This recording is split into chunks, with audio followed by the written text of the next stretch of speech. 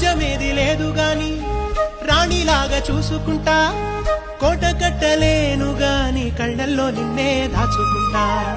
రాత ఎట్లా రాసి ఉన్నా ఆ మార్చి నీతో రాసుకుంటా. స్వర్గమంటూ ఉన్నదంటే అది నీతోనే ప్రతిరోజు పంచుకుంటా. నిన్ను గన్నవి నాన్న కన్నా